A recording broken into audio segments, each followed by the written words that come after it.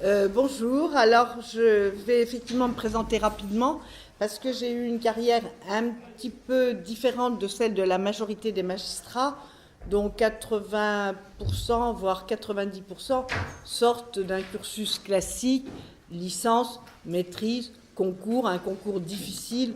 Sur 3000 personnes qui se présentent, à peine 300 réussissent chaque année. Donc c'est un concours 1 sur 10, c'est quand même pas beaucoup.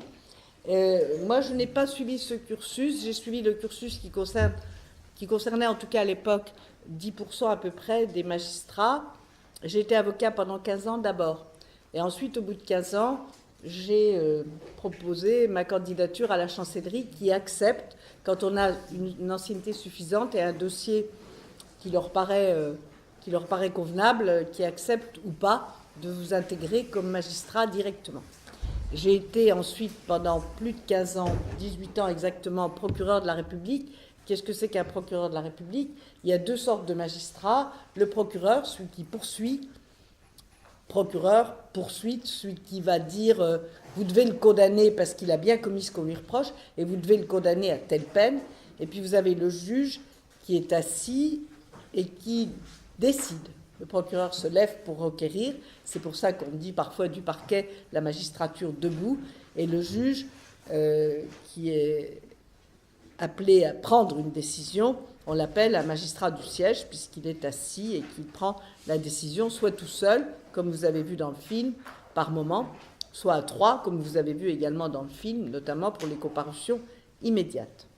Voilà, donc j'ai eu la chance d'être avocat, procureur et juge. J'ai donc fait le tour de la salle d'audience.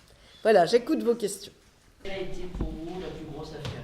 C'est une affaire correctionnelle, mais une lourde affaire correctionnelle qui a été jugée en 1992, donc vous étiez loin d'être né, et qui s'appelait le dossier du sang contaminé, où un centre de transfusion sanguine, le centre national, avait donné à des hémophiles. Les hémophiles sont des personnes qui ont la particularité de ne pas coaguler. Donc quand ils se blessent, ils ont des hémorragies qui abîment leurs articulations, ou parfois l'hémorragie, quand le sang coule, ne s'arrête pas de couler. Donc on leur avait donné, au moment où le sida est apparu, du sang qui était infecté par le virus du sida, et il fallait savoir si quand on leur a donné ça, on savait ou pas à quel point ce produit était dangereux. Ça a été une affaire très lourde, très difficile. Les audiences ont duré pendant 2 mois et les hémophiles étaient là. Et à l'époque, c'était en 92, le sida ne se guérissait pas du tout. Donc j'avais l'hémophilie est une maladie qui frappe les garçons, essentiellement les garçons. Et ces garçons quand ils naissent hémophiles. Et j'avais donc dans ma salle d'audience les parents, mais surtout des garçons qui avaient entre 12 et 30 ans, dont je savais qu'ils allaient mourir, puisque le sida ne se guérissait pas, et qu'ils étaient morts à cause d'un traitement qu'on leur avait donné, soi-disant pour les guérir, en tout cas pour les aider à vivre. C'était un dossier très difficile. Voilà. Avez-vous été juge en cour d'assises et quelle a été la plus lourde peine que vous y avez prononcée? Oui, j'ai été président. Enfin, j'ai d'abord été avocat général, c'est-à-dire celui qui demande la peine. Et puis j'ai été aussi présidente cour d'assises les dernières années. Et la peine la plus lourde que j'ai prononcée était 28 ans pour un homme qui avait fait brûler vive sa femme. Parce qu'il avait poursuivi... il était rentré dans l'appartement avec un bidon d'essence, il l'avait aspergé d'essence et il avait mis le feu. Et cette femme est sortie, c'était une flamme, et elle est morte plusieurs mois après, à l'hôpital, après des douleurs horribles, donc voilà. Est-ce que vous avez déjà été menacé suite à Suite à une décision, non. J'ai juste une fois senti qu'il y avait un mauvais climat. 2 fois, j'ai senti qu'il y avait un mauvais climat. Une fois dans une affaire corse d'association de malfaiteurs à visée terroriste, où il y avait un des prévenus qui était le père et le fils, et ils étaient dans la même affaire. Et quand j'ai dit au père, vous comparaissez pour association de malfaiteurs à visée terroriste, à côté de vous se trouve votre fils Christophe, qui comparait pour la même infraction. Et là, le père m'a dit, ça arrive qu'on ait un fils qui s'appelle Christophe. Or, mon fils s'appelle Christophe. C'était quand même un peu, l'air de dire, vous savez, je sais beaucoup de choses sur vous. Voilà. L'autre fois, c'était une affaire où j'étais procureur cette fois. Là, ça arrive qu'on ait un fils qui s'appelle Christophe, j'étais présidente du tribunal. Mais une autre fois, j'étais procureur, c'était quelques années avant, à Nanterre, où je requérais, c'est-à-dire je demandait des peines contre toute une cité où il y avait du trafic de drogue, depuis celui qui avait importé la drogue, qui risquait une peine très lourde, jusqu'à celui qui faisait le guet pour permettre aux petits dealers de distribuer la drogue. Le juge d'instruction avait inculpé tout un groupe de gens qui étaient venus avec leurs copains et avec leurs familles à l'audience. Et quand je suis partie, je suis passée par un couloir qui n'était pas loin de la porte du public pour aller dans mon bureau pendant que le tribunal délibérait. Moi, j'avais demandé des peines lourdes, forcément, surtout pour les gros trafiquants. J'ai entendu un copain ou un membre de la famille ou un grand frère, je ne sais pas. J'étais accompagnée d'un avocat qui voulait devenir magistrat, qui était en stage chez moi et qui était très baraqué. Et il a dit très fort pour que j'entende, elle a raison, elle amène son garde du corps, elle a bien raison d'être prudente et d'avoir un garde du corps. C'était quand même aussi un peu menaçant. C'est les 2 seules fois, sinon non. Quels sont les délits les plus fréquents que vous avez eu à juger? Plus fort, hein. Quels sont les délits les plus fréquents que j'ai eu à juger? Des vols aggravés, des agressions, c'est-à-dire des violences soit seules, soit en réunion. Les vols aggravés, ça peut être des vols commis à plusieurs, ou aggravés parce que c'est dans le métro, ou aggravés parce qu'il y a des violences, des cambriolages aussi, des vols avec dégradation, des dégradations volontaires, c'est-à-dire abîmer une voiture, abîmer quelque chose, et puis dans les affaires plus graves, des associations de malfaiteurs en relation avec une entreprise terroriste, qui sont jugées par le tribunal. Voilà, mais le plus fréquent, c'est en correctionnel, comme ce que vous avez vu dans le film, c'est des vols, simples ou vols aggravés, et des violences physiques. Dans le film, on a vu un monsieur, c'était monsieur Bounik. Ouais, Et, il dit que elle est belle la justice française, c'est ça. Et je voulais savoir si vous l'aviez revu. Non, je ne l'ai pas revu, il n'a pas venu me faire du mal non plus. Et puis lui, je vais vous dire, il y a des cas où on a des hésitations, faut toujours peser le pour et le contre, mais lui, alors vraiment, il peut protester de son innocence jusqu'à la fin. Je ne regrette pas la décision qu'on a prise et c'est évident qu'il a volé. Mais alors évident. Et il suffit d'ailleurs de rapprocher ça de son casier judiciaire. Il y a le témoignage du policier qu'il a vu faire, mais il y a aussi le casier judiciaire. Donc lui, il peut toujours dire que c'est honteux. Je veux dire que le fait de nier ne veut pas dire qu'on est innocent, ça serait trop facile. Vous avez déjà regretté une décision de condamnation? Oui, notamment une mauvaise décision qu'on voit dans le film.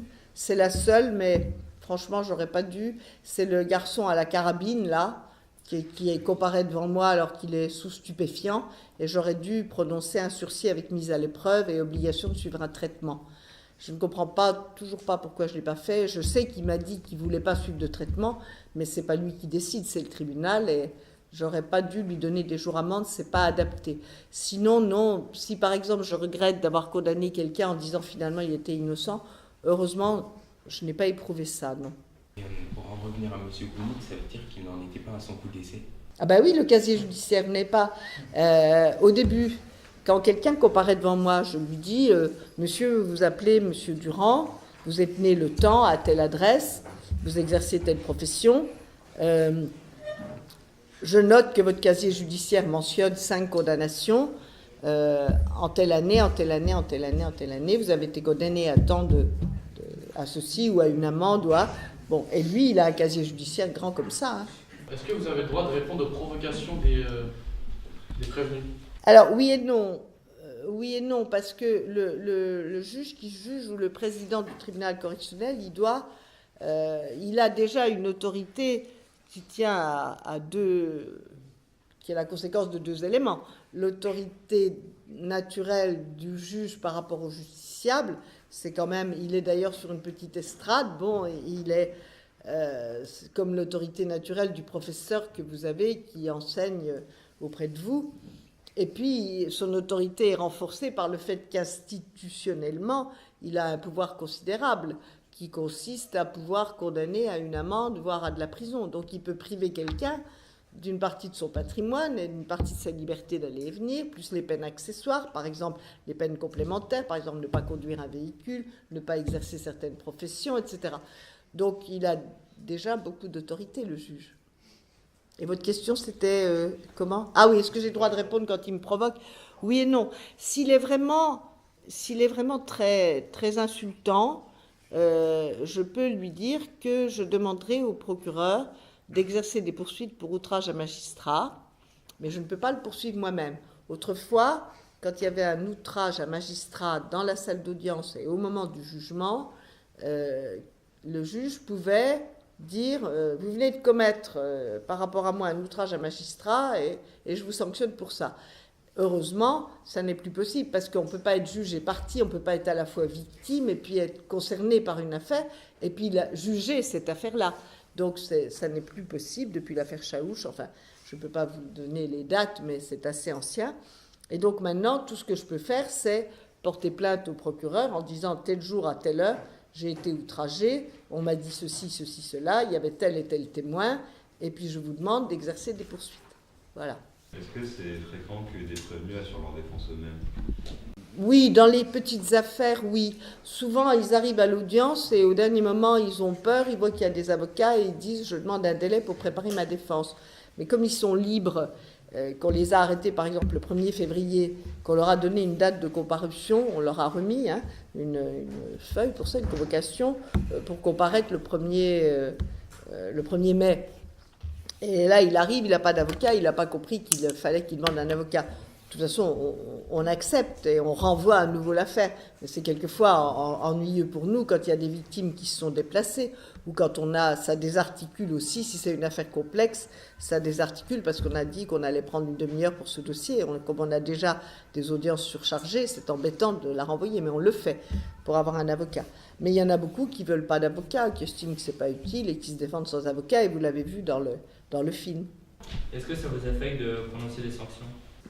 Franchement, non. Parce que si ça m'affectait, il faudrait que je fasse un autre métier. Je ne veux pas dire que j'y prends du plaisir. Comment vous dire? C'est nécessaire. Ça me paraît nécessaire, utile à la protection de la société. Voilà. Si j'y prenais plaisir, ça serait peut-être un psychiatre pourrait se demander... c'est pas un peu sadique et tout ça. Si je disais, ça m'affecte, je suis dans la douleur, mais je le fais quand même, mais ça m'affecte, il faut que je change de métier. Avez-vous eu à juger une personne que vous connaissiez? On ne peut pas, on ne doit pas.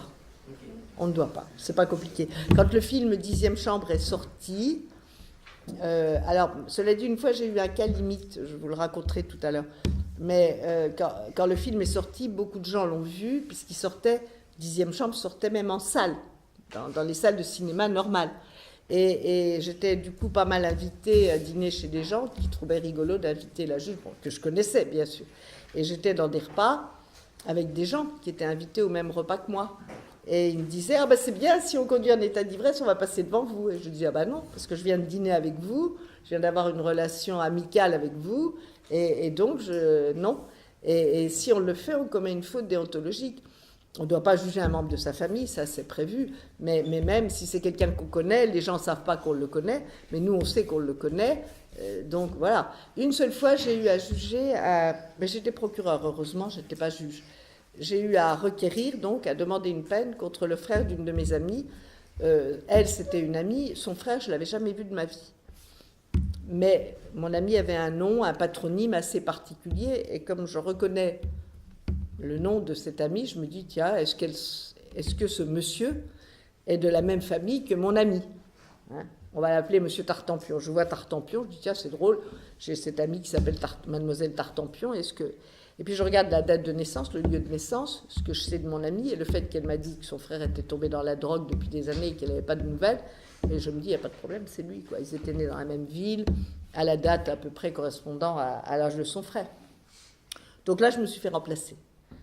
Au parquet, on peut, donc j'ai téléphoné en disant est-ce qu'un autre substitut peut venir me remplacer pendant une demi-heure? Et j'ai pas donné mes raisons, j'ai dit à l'autre substitut, je suis obligée de m'absenter une demi-heure, est-ce que c'est possible de prendre mon audience? Et je suis partie.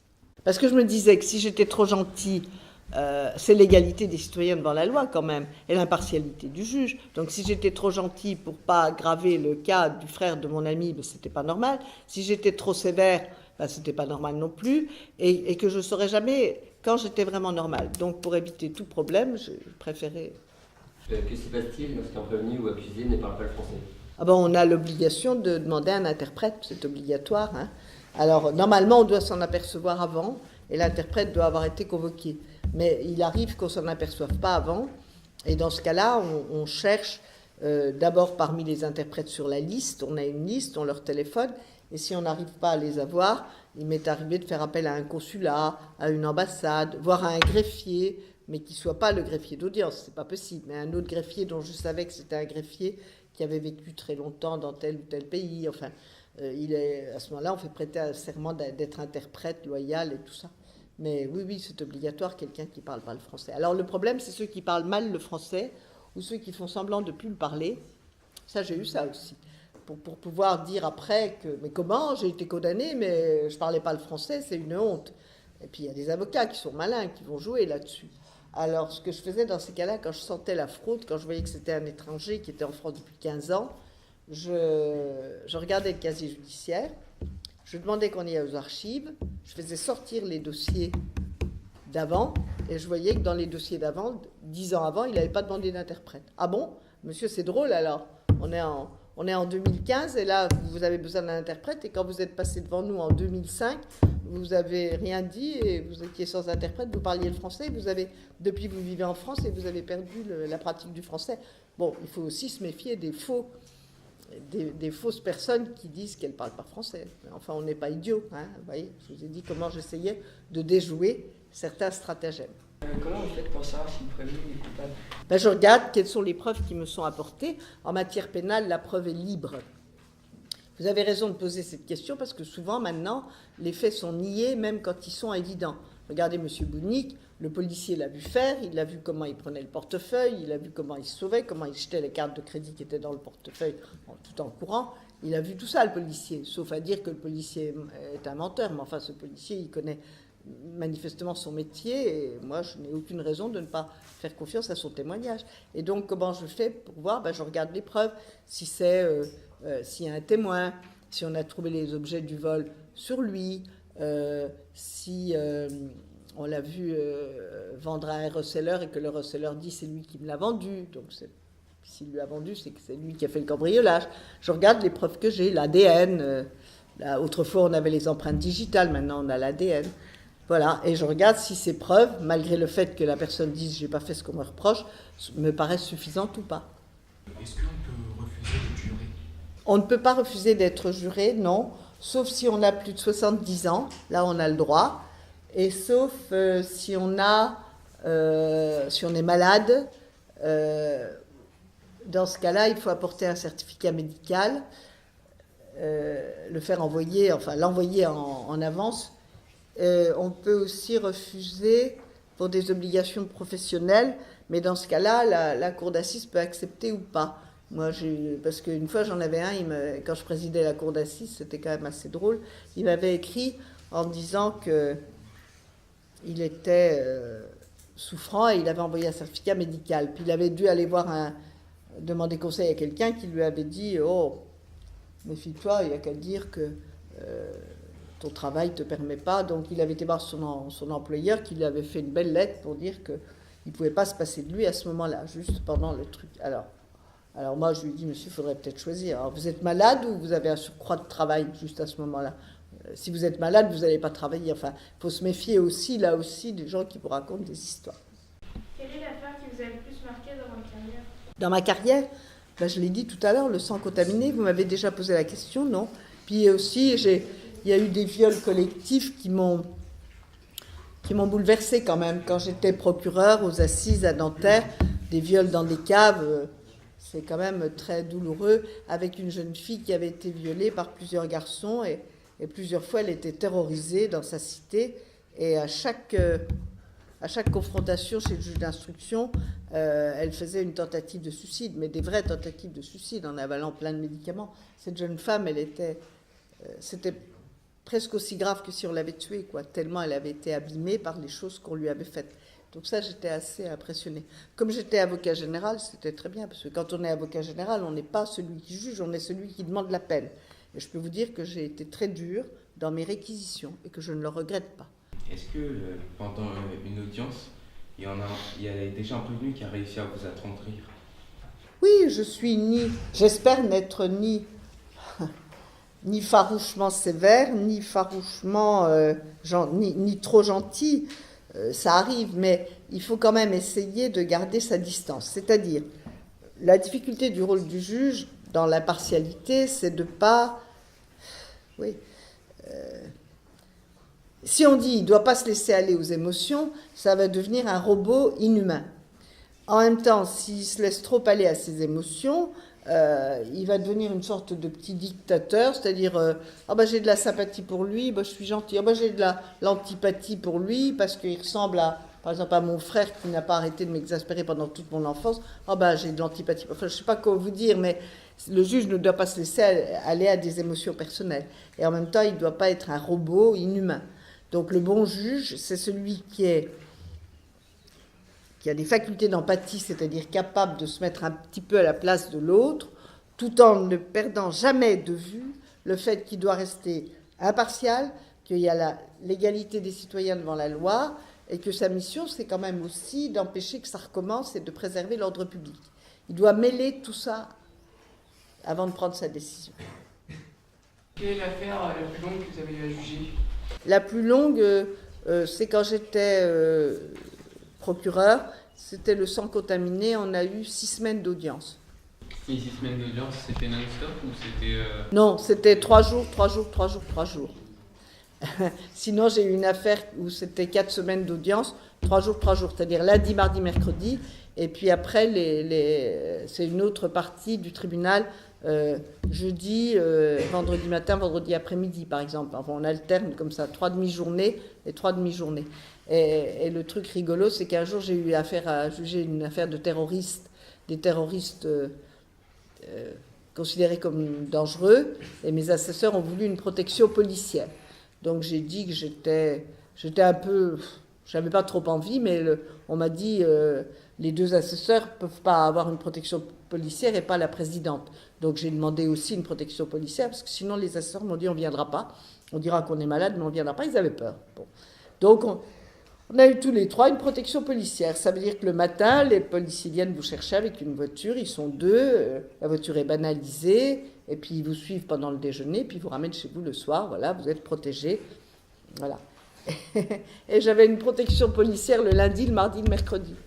Mais pas le jeudi ni le vendredi. Donc, je veux dire que si les prévenus avaient voulu donner l'ordre à quelqu'un de me tuer, il suffisait de s'occuper de moi le jeudi ou le vendredi.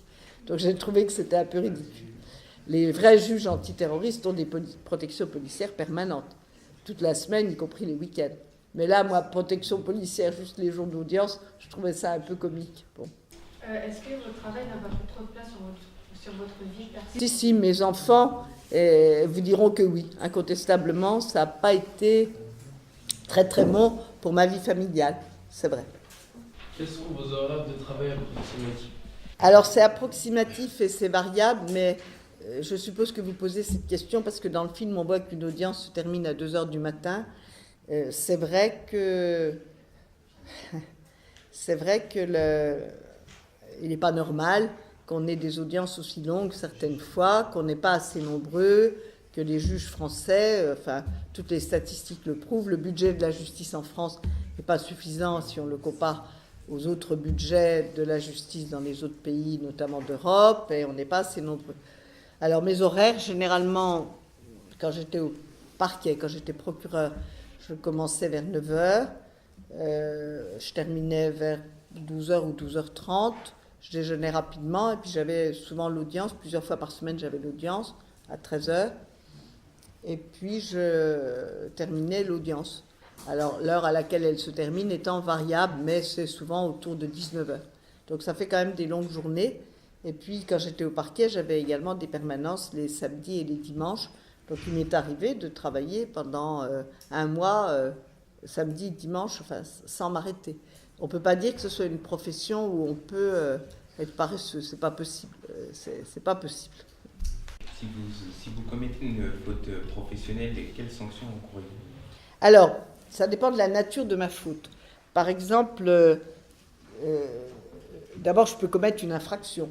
Je peux conduire trop vite, je peux conduire en état d'ivresse, je peux conduire de façon tellement imprudente que j'écrase un piéton parce que je brûle un feu rouge, je peux faire de la fraude fiscale, je peux, bref, comme tout citoyen, s'il m'arrive de commettre un délit, je vais être puni 2 fois.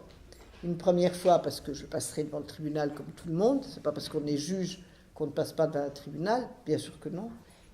Et en plus, je serai obligée de comparaître devant le Conseil supérieur de la magistrature, qui est au fond notre conseil de discipline à nous.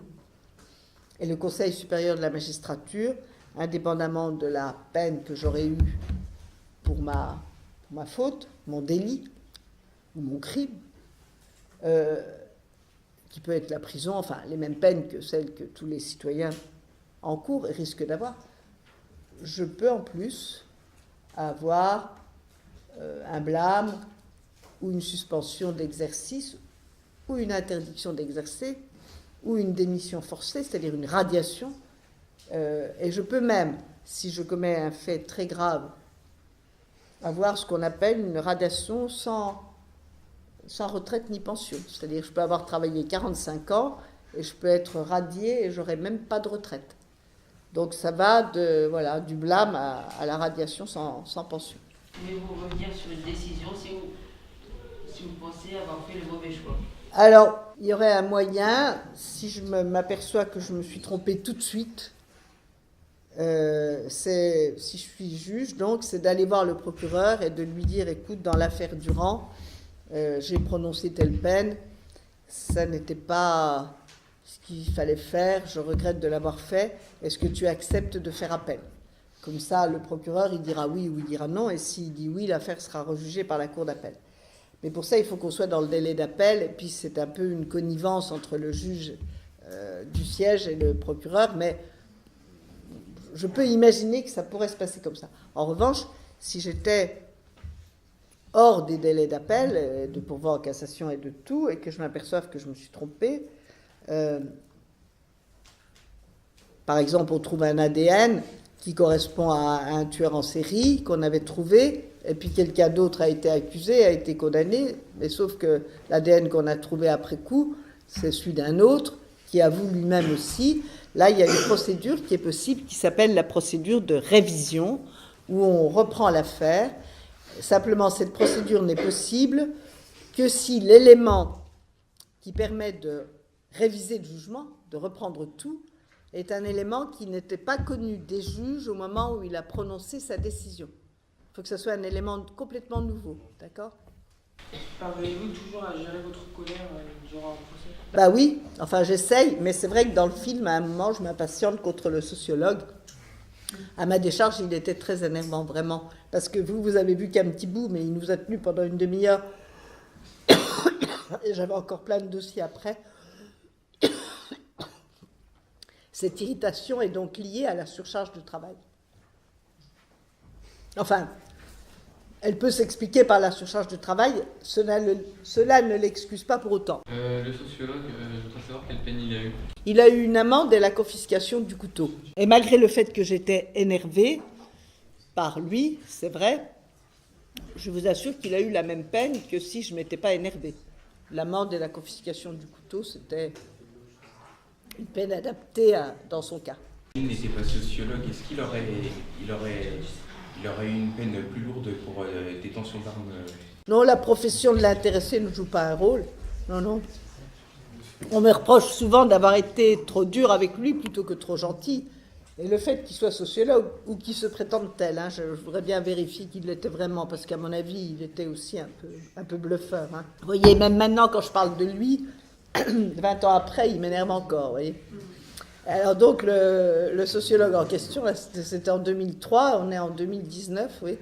Donc ça fait plus de 15 ans, ça fait 16 ans. Et donc, non, on ne va pas condamner quelqu'un plus lourdement à cause de sa profession. Non, non.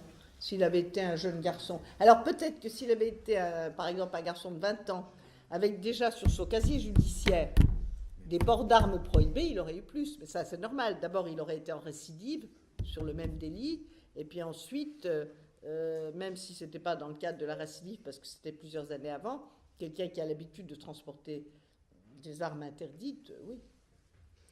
Je tenais beaucoup compte du casier judiciaire. En comparution immédiate, combien d'affaires pouvez-vous avoir à juger? Alors, c'est variable.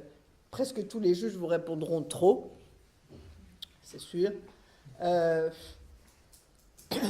Ça peut aller d'une 10, 15, 20. Mais quand, par exemple, il y a une manifestation et qu'il y a beaucoup de personnes interpellées en même temps, on a un délai court, on peut en avoir davantage.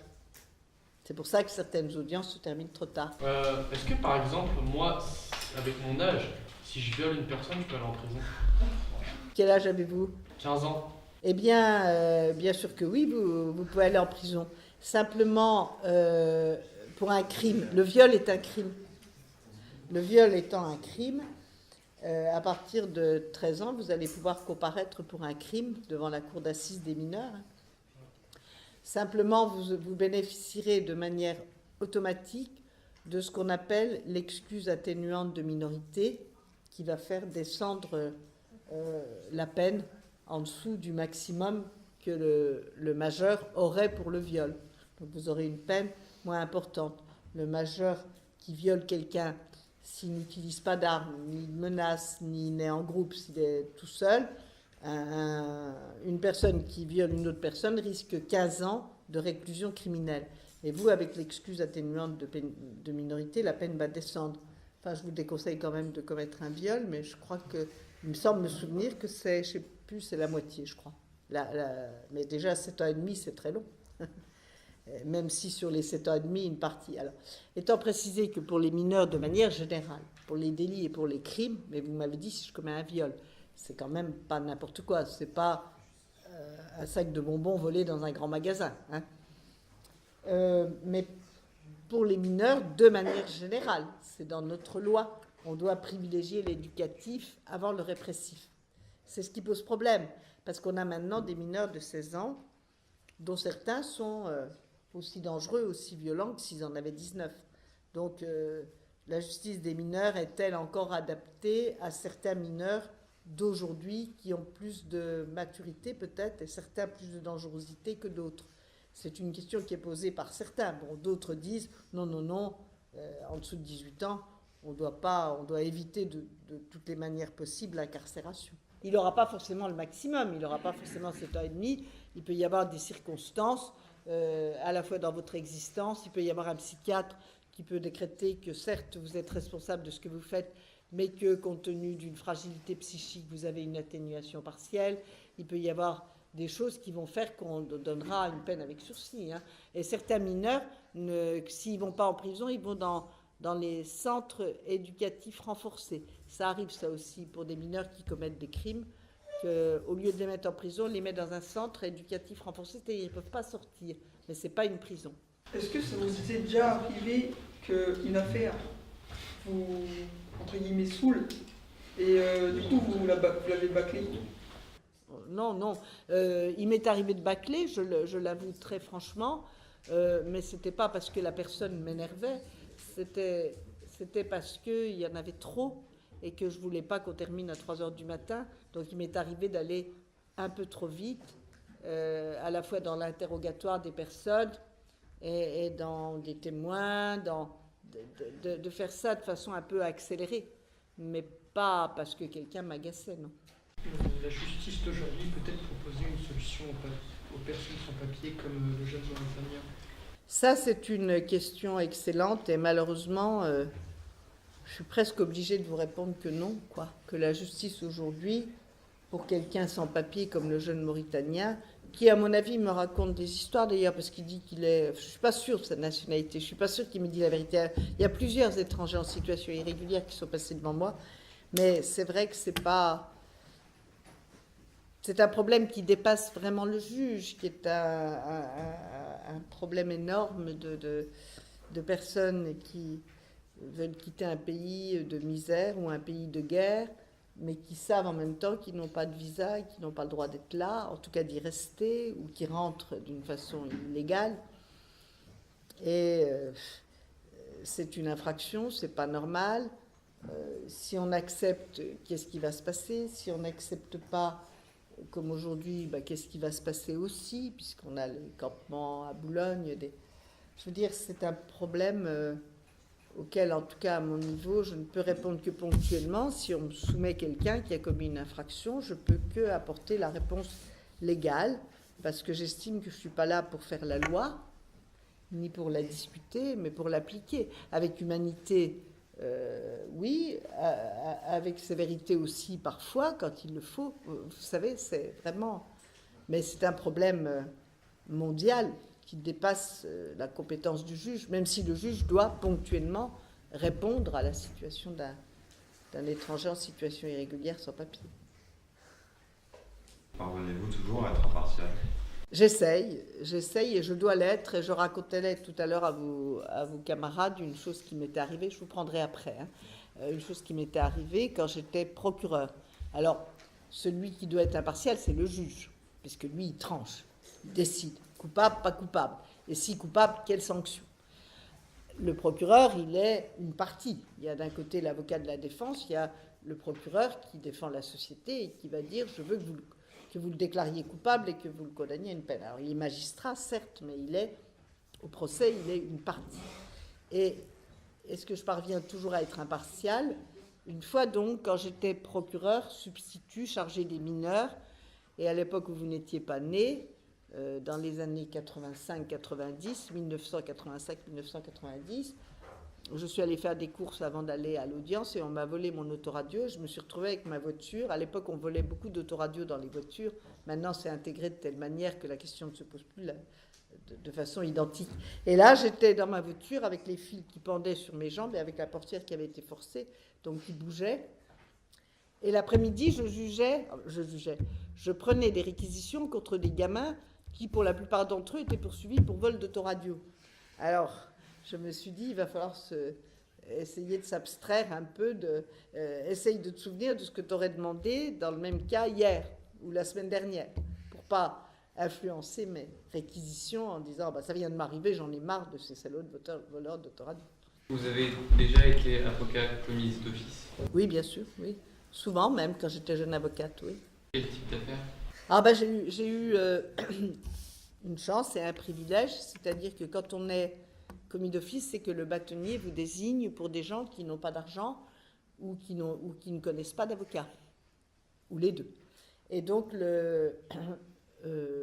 c'est des vols, des cambriolages, etc. Mais comme j'avais passé un concours qui se passait entre les avocats, qui existe toujours, qui est un concours d'éloquence, j'étais ce qu'on appelle secrétaire de la conférence du stage, c'est-à-dire que j'avais réussi ce concours au barreau de Paris.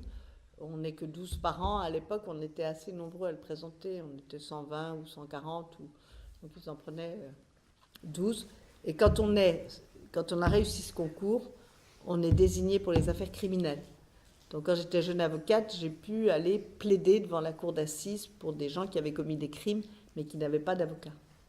Est-ce que vous avez déjà jugé des mineurs qui s'en prennent physiquement à leurs professeurs? Non, j'ai eu des mineurs qui s'en étaient pris physiquement à des représentants de la loi ou de l'ordre public. Je n'ai pas eu le cas de mineurs qui s'en prennent à leurs professeurs. Mais je précise que le fait de s'en prendre physiquement à quelqu'un, ça s'appelle les violences volontaires, peuvent être punies différemment suivant la gravité des conséquences corporelles des violences volontaires. C'est-à-dire, si vous donnez une gifle à quelqu'un et qu'il s'arrête, que le médecin lui donne un arrêt de travail pendant une journée, c'est une violence volontaire ayant entraîné une incapacité inférieure à 8 jours. Si vous donnez la même gifle à quelqu'un un peu plus appuyé, qui tombe par terre et qui se foule la cheville et qui s'arrête pendant 15 jours, c'est un délit et la peine sera plus lourde parce qu'elle a entraîné une incapacité supérieure à 8 jours. Si un coup de poing, la personne tombe par terre se fracture le crâne et meurt, ça s'appelle des coups. Hein? Ça s'appelle tentative Non, d'homicide. sûrement pas. Ça s'appelle ni tentative d'homicide, ni homicide involontaire. Ça, sûrement pas. Ça s'appelle coup ayant entraîné la mort, coup et blessure volontaire ayant entraîné la mort sans intention de la donner. Alors que l'homicide, et on risque quand même 15 ans. Alors que l'homicide involontaire, c'est quand vous êtes au volant de votre voiture, que vous écrasez un piéton et qu'il meurt. Mais c'est involontaire. Vous n'avez pas voulu lui faire de mal au piéton. Vous avez conduit avec imprudence. Ça s'appelle aussi homicide involontaire ou homicide par imprudence, ou par négligence, ou par inattention. Et ça n'est puni que d'une peine, suivant les circonstances, qui peut être de 3 ans, de 5 ans, etc. Je reprends s'en prendre physiquement à un professeur, c'est forcément, s'en prendre physiquement à quelqu'un, c'est volontaire. Sauf si avec une voiture vous foncez dessus, là aussi. Donc il va falloir vérifier que si vous avez foncé sur votre professeur avec votre voiture, c'est parce que vous l'aviez reconnu que vous vouliez ou pas. Donc il y aura toute une discussion sur l'élément intentionnel. Mais prenons simplement le cas du coup de poing, pour être plus simple. Le coup et blessure volontaire, un coup de poing. Vous le donnez à un professeur, là vous risquez plus. Pourquoi ? Parce que le professeur fait partie des victimes protégées. Coup et blessure volontaire sur... Et c'est quelqu'un qui est tenant de l'autorité ou de l'éducation nationale. Enfin bref, c'est prévu par le code pénal, je ne l'ai pas emmené, mais c'est prévu sur... Bon, de même un homme qui tape sa femme, un homme qui conduit sa voiture et se dispute avec un autre homme à propos d'une place de stationnement qui lui donne un coup de poing, il risque une peine de temps.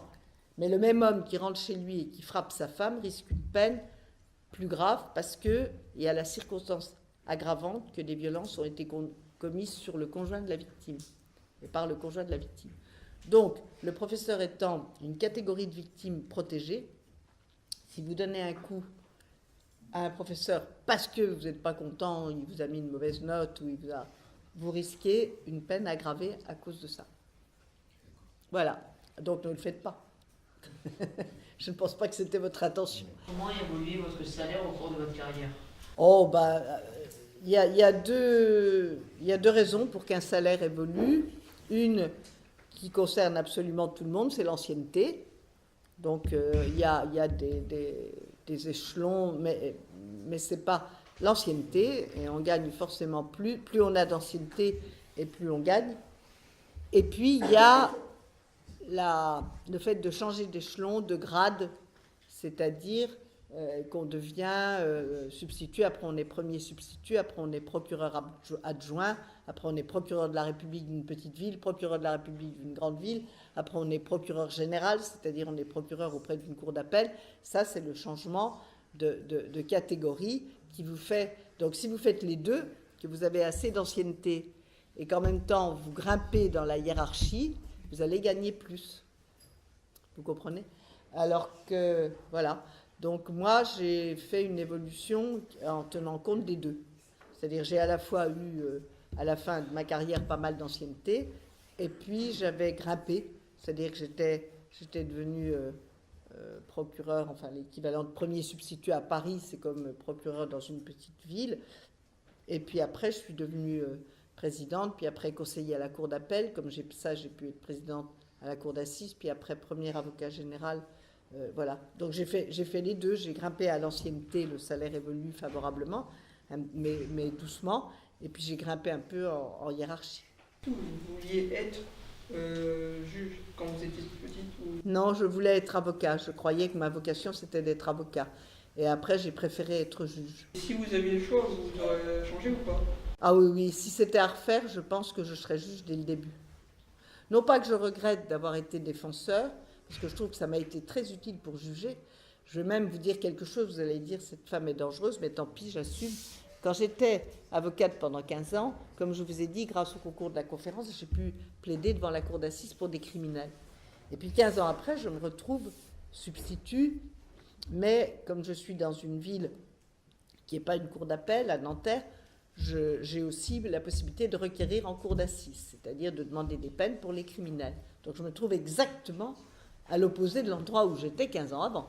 15 ans avant, je le défendais en disant il ne l'a pas fait, ou en disant s'il l'a fait, il ne mérite pas une peine aussi lourde. Et 15 ans après, je me retrouve en disant bien sûr qu'il l'a fait, je vais vous le démontrer, il a bien commis ce crime, et en plus il doit être puni, et je vous demande une peine de temps. Eh bien, ça m'a énormément aidé d'avoir été d'abord avocate. Parce que un réquisitoire, ça se prépare. On ne dit pas n'importe quoi, n'importe comment. Donc la veille au soir, quand je savais par exemple que j'allais prononcer mon réquisitoire le lundi, je peux vous dire que le dimanche, je travaillais toute la journée. Qu'est-ce que je vais dire? Qu'est-ce que je vais expliquer? Surtout que les jurés, ils ne connaissent pas bien le droit. Il faut qu'on soit clair. Donc je préparais. Et en préparant, j'avais remarqué que je préparais d'autant mieux. Il faut savoir qu'en France, la défense a toujours la parole en dernier. Toujours. Donc c'est d'abord, on entend d'abord la partie civile, on entend le procureur ou l'avocat général, et après seulement la défense, le défenseur, l'avocat. Et donc moi, je faisais ma plaidoirie. Je me disais, essaye de te souvenir de ce que tu aurais dit il y a 15 ans, si tu avais été son avocat. Tu es son avocat, mets-toi dans la peau de son avocat. Et j'écrivais ma plaidoirie. Et après, j'écrivais mon réquisitoire, et je disais dans mon réquisitoire, vous pourriez tenter de penser que, mais, bon, et je démolissais par avance les arguments, puisque je n'avais pas la parole après l'avocat général. Donc ça m'a aidé.